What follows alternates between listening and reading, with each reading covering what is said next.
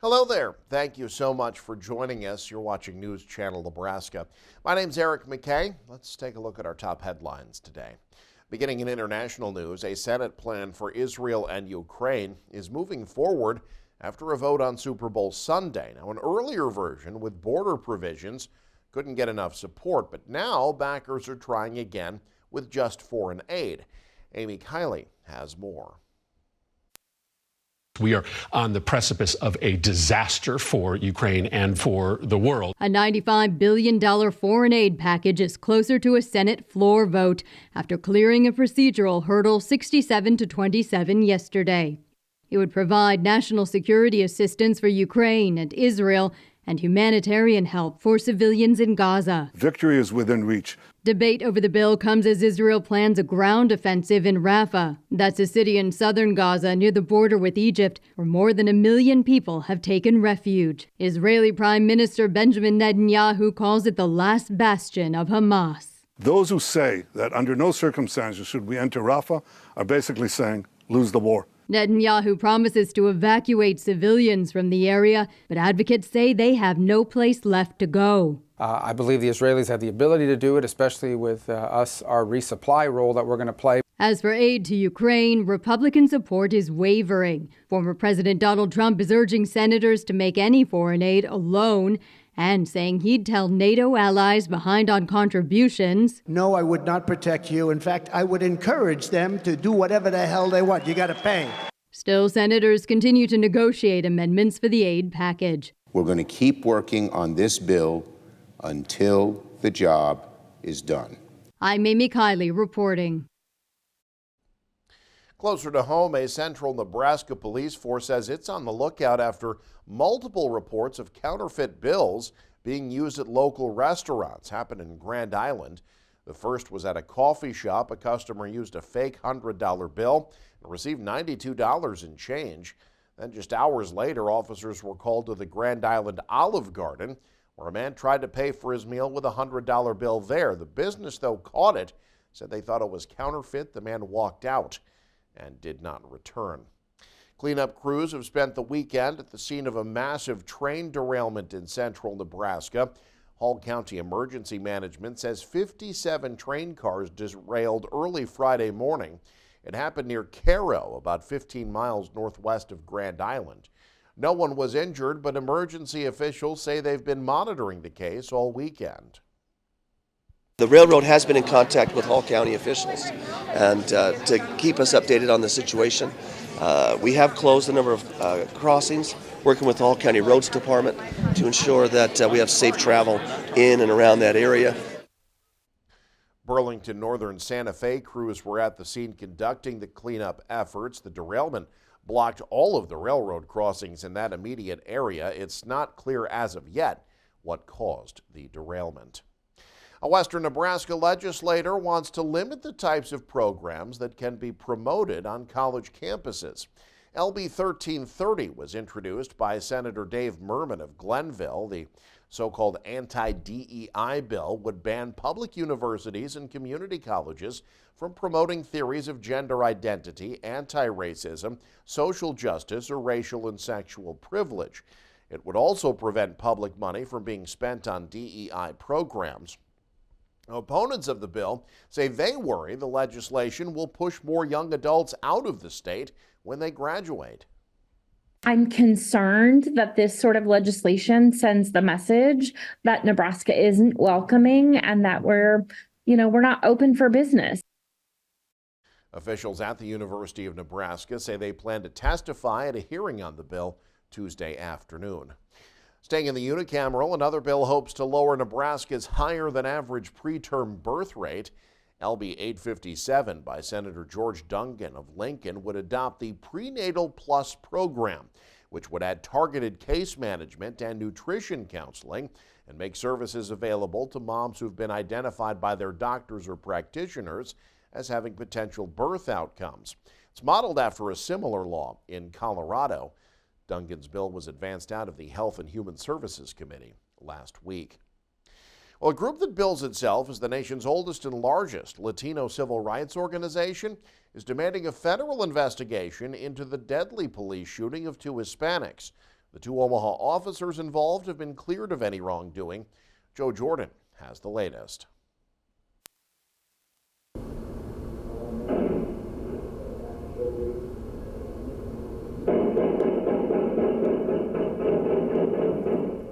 That, according to police, 22 gunshots, the first fired into a crowd by the driver, one of 2 Hispanic men seen climbing into the car just moments earlier, armed with one and only one gun.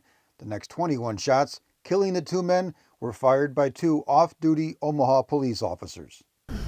The officers were justified in that. The police officers, Captain Jay Levitt, who has been with OPD for 25 years, and Officer Robert Soldo, who's been with OPD 8.5 years.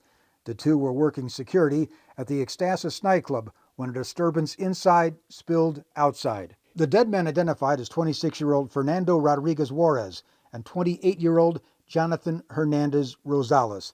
Both are in the United States illegally. The immigration status of the deceased was archived only for background purposes. It is after the fact information and by no means can be used towards justification for an officer to fire their weapon. It is also not an investigative consideration. The reality was we knew the media would ask, so in the name of transparency, we provided it. In a wide-ranging complaint, the League of United Latin American Citizens did not specifically note that immigration status, but did say the Omaha Police Department's blatant attempt to vilify the character of the deceased Latinos is an affront to justice, LULAC demanding a full federal investigation. The chief, well aware of the shooting's racial fallout. I do think it's going to be an impact on this particular situation. We want to do inroads and reach out, and we're willing to do so. Myself, I'll be meeting with a group representing Latinos, and we will meet Monday, and I'm going to give them an expanded explanation as to what took place here today and answer their questions fully. So that progression is definitely forefront in our minds and will take place. In Omaha, Joe Jordan, News Channel, Nebraska. Well, the eastern half of Nebraska hasn't seen much snow for a couple of weeks now, but the winter weather made itself known in the Panhandle over the weekend. The National Weather Service put Kimball and Banner counties in winter storm warnings on Saturday. There were widespread reports of about 6 inches of snow in the Panhandle. 7 inches was the highest amount reported in the town of Minutair. Highway conditions rapidly improved over Sunday, with normal driving conditions seen throughout Nebraska, except on a few highways Monday morning near Ogallala. A southeast Nebraska county, meanwhile, praising local township government for their performance in the recent winter storms, with grader operators facing blinding and sometimes dangerous conditions. Doug Kennedy has more. The comments came during an annual Township Association meeting Thursday night at the Veterans Club in Beatrice. Back-to-back major snowfalls in early January clogged area rural roads, sometimes blowing shut areas that had just been cleared. Gage County Board Chairman Eric Tiemann says township officials are facing a different scenario today. They're used to different circumstances than what you face once you get winds and open bean fields and trees on the south side of the road, trees on the north side of the road. It's a different circumstance. That's something we're going to have more and more of every year. That's good for our tax base. It's good keeping people here in the community. It gives additional challenges to you guys. But there's that many more blades on the road. You talk to some of these counties with commissioners, and you've got the county alone. Well, the county tries their best, but you guys are right around the corner there from them. And unfortunately for you, you're right around the corner and they know exactly where you're at. But at the same time, you know where the bridge is at the bottom of the hill, and you know where the road is going to get, sticky and dangerous. The county did get the assistance of Nebraska DOT crews in clearing about 34 miles of road in the county on order of the governor's office. State Senator Myron Dorn of Adams was also on hand to thank township officials for dealing with the bad snowstorms. When you sit up there and you hear other reports of how other areas of the state did, our area of the state, we had some tremendous help. We had some tremendous greater work. I know we had some issues, but really thank you. I thank every one of you for what you all did to keep the roads open and to get us through all that. Dorn said the state DOT has 26 snow blowers in its arsenal. He pointed out Gage County certainly wasn't alone in battling the bad conditions. He said while the county had 4 to 5 foot drifts, some areas of northern Nebraska saw drifts twice that size, and some highways couldn't be reopened for about 4 days. Representatives from 22 of Gage County's 24 townships attended the annual association meeting. From Beatrice, Doug Kennedy, News Channel, Nebraska. A local service program held a benefit event Sunday for the agriculture program at Beatrice High School. The Early Risers Kiwanis Club held a pancake feed at the Veterans Club to help the restart of the National FFA Organization chapter at Beatrice High School. Give money towards different organizations in Beatrice that helps out students, and we decided to sponsor them with a donation to their club, and then they volunteered to help come here and help serve and be here as part of our group. They're a wonderful group of students. Beatrice's FFA chapter was actually the first one ever chartered in Nebraska decades ago. It had been discontinued, but this past year, through the efforts of retired Tri-County Public Schools ag instructor Dave Barnard and now Colton Husa, who's the instructor at BHS, the chapter was restarted. Early Risers Kiwanis donated $1,000 from the profits of the event, plus all the tips and donations. This is interesting. A new Gallup poll finds that married people tend to be far happier than those who aren't married. Researchers polled more than 2.5 million American adults. They were asked to rate their current life on a scale of 1 to 10, and the data show that married people consistently reported their happiness levels higher than their unmarried counterparts. Researchers pointed to a number of factors that help explain the results. Humans are social animals, after all, who seek connection.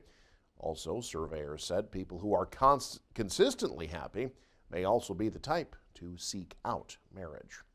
And a heartwarming story to end today. A community in our neighbor to the west coming together to help a veteran rebuild after his home was gutted. Quinn White has more. I've been here for more than 20 years. What in the world is happening here? Why would you do this? 82-year-old Elmore Sheriff is a veteran and longtime Riverton resident. Over a year ago, he discovered a small smolder coming from his ceiling. The area was confined to 24 inches. Yet, when the construction company came to his home, they gutted it, leaving him without heat, electric, water, or even a floor. His insurance was no help. He had no choice but to pay for a hotel out of his own pocket, where he's been living for the last year. What I saw here was someone who was taken advantage of. He's an older gentleman, he's a veteran, he's a beautiful, beautiful man that literally got taken in every way. When Janet Henshaw heard about what happened to Elmore, she knew she had to help. She reached out to a number of individuals and local businesses to help rebuild Elmore's home. I made 10 phone calls and everyone said, "What do you want? What do you need?" And they're all here today. The team quickly sprung into action, putting in floors, fixing the electric, and beginning to rebuild the house that Elmore once called home. Where did all these people come from? These are fantastic people who seem to have a love in their heart for their fellow man without even knowing me or what they know what the situation is, and they've come in like angels. Elmore says the help he has received from his community has strengthened his faith.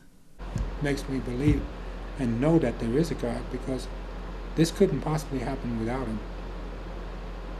I don't know where they came from or whatever. It's just like they were there all of a sudden. Entire family, people. Everything they said they were going to do, they did it. And they're still working on it. I'm blessed because I have all of this to be thankful for and to spread the news. There are good people there.